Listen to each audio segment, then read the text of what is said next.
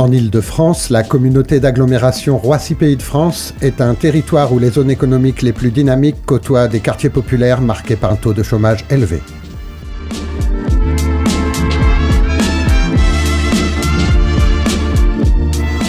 Basée à la Fauconnière dans l'un de ses quartiers, la Fabrique numérique de Gonesse est un Fab Lab pédagogique à vocation sociale. Il est dédié à la remobilisation personnelle et professionnelle de jeunes âgés de 16 à 25 ans, sortis du système scolaire sans diplôme ni qualification. En France, le décrochage scolaire concerne près de 140 000 jeunes chaque année. Alexandre est en train de scanner le buste de son camarade Reda en 3D. Comme eux, les 15 stagiaires ont eu des difficultés et ont abandonné l'école. Le programme ne délivre pas de diplôme, mais il a des impacts réels. J'avais pas vraiment de vie, je dérivais, voilà. Et depuis que je suis ici, ça a changé, quoi. Je me lève le matin, comme j'ai dit, j'ai une envie de faire quelque chose la journée. Qu'est-ce que je vais faire aujourd'hui? Ici, je viens, je fais quelque chose, je m'amuse, j'apprends.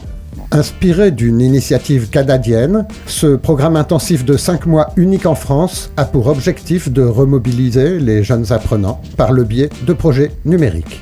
Plus qu'une école, c'est une unité de production avec coaching pédagogique, une manière non formelle d'apprendre en faisant qui développe les compétences, le travail en équipe, les capacités individuelles et la confiance en soi. L'idée, c'est déjà de les remobiliser autour du numérique et de leur donner l'envie de s'investir dans quelque chose.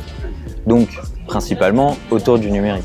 Puisqu'aujourd'hui, il y a beaucoup d'usages dans le numérique et qu'il y a beaucoup de choses à faire, que c'est un milieu ouvert. Et donc, même avec un bagage, on va dire, généraliste, il y a vraiment des opportunités à saisir.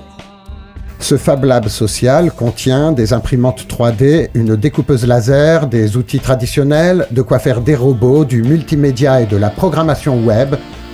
Un ensemble de super-pouvoirs pour atteindre des objectifs concrets. Il n'y a pas de notes, ni de devoirs, mais des projets utiles commandés par les services municipaux ou des structures locales.